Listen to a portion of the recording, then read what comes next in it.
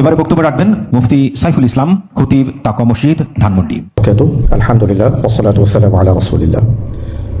আজকের এই অসাধারণ আয়োজনে আজকের প্রধান অতিথি গণপ্রজাতন্ত্রী বাংলাদেশ সরকারের মাননীয় প্রধানমন্ত্রী জনাব তারেক রহমান এবং ধর্মমন্ত্রী এবং সংশ্লিষ্ট যারা আছেন মন্ত্রী পরিষদবর্গের সম্মানিত সদস্যবৃন্দ, এবং আমার সামনে আমি দেখতে পাচ্ছি বাংলাদেশের নানা অঞ্চল থেকে আগত মসজিদের সম্মানিত ইমাম, খতিব, খাদিমবৃন্দ, মুয়াজ্জিনবৃন্দ এবং অন্যান্য ধর্মের সম্মানিত ধর্মীয় নেতৃবৃন্দ। আলহামদুলিল্লাহ, নিঃসন্দেহে আজকের দিনটি অসাধারণ একটি দিন এবং স্বাধীনতা পরবর্তী বাংলাদেশে এই পর্যন্ত যদি আমরা দেখে থাকি, একটু আগে তথ্যচিত্রের মাঝে এসছে যে মসজিদের ইমাম সাহেবরা কী করে থাকেন, মুয়াজ্জিন সাহেবরা কী করে থাকেন, এইভাবে তারা সমাজের কীভাবে সেবা দিয়ে আসছেন সেটা আমরা সবাই জানি।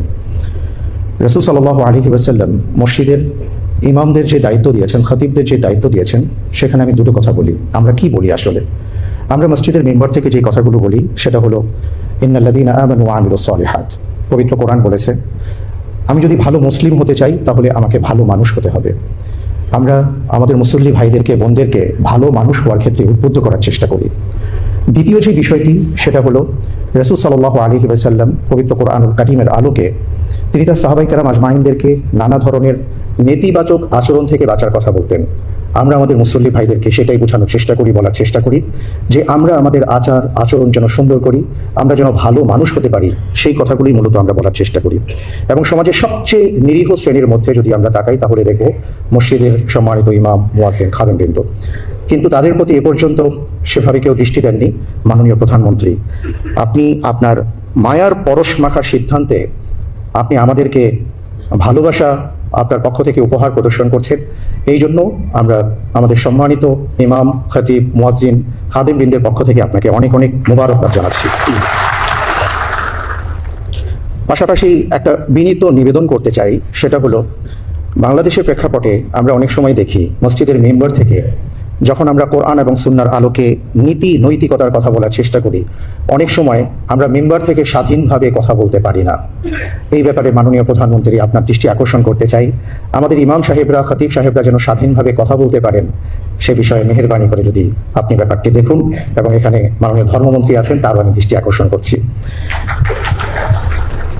আরেকটি বিষয় বলে আমি আমার আলোচনার ইতি টানতে চাই, সেটি হলো আলহামদুলিল্লাহ, আমাদের মসজিদ কেবল 5 ওয়াক্ত নামাজের জন্য নয়, মসজিদ হলো একটা জীবন্ত মসজিদ।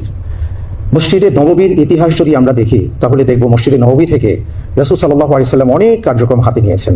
আমি মনে করি বাংলাদেশে যে 2.5 লক্ষ মসজিদ আছে, এখানে যে প্রায় 7-8 লক্ষ মানুষ সম্পৃক্ত আছেন মসজিদের সাথে, আমরা যদি মসজিদের খিদমতের পাশাপাশি আরও সমাজে উন্নয়নমূলক কর্মকাণ্ডে সম্পৃক্ত হতে পারি, বা আমাদেরকে যদি করা হয়, 4 লক্ষ মসজিদ আছে, জাযাকাল্লাহ খায়র, উনি বলেছেন যে 4 লক্ষ মসজিদের সাথে তাহলে ন্যূনতম যারা 12 লক্ষ মানুষ সম্পৃক্ত আছেন, এই 12 লক্ষ মানুষকে যদি সমাজের উন্নয়নমূলক কর্মকাণ্ডের সাথে আরও বেশি সম্পৃক্ত করা যায়, আমরা তাহলে দেশকে আরও কিছু ভালো কিছু দিতে পারবো ইনশাআল্লাহ। আপনাকে আবারও ধন্যবাদ এবং আমাকে কথা বলার সুযোগ করে দেওয়ার জন্য জাযাকুমুল্লাহ খায়র। আসসালামু আলাইকুম ওয়া রাহমাতুল্লাহি ওয়া বারাকাতুহু। আপনাকে অনেক ধন্যবাদ।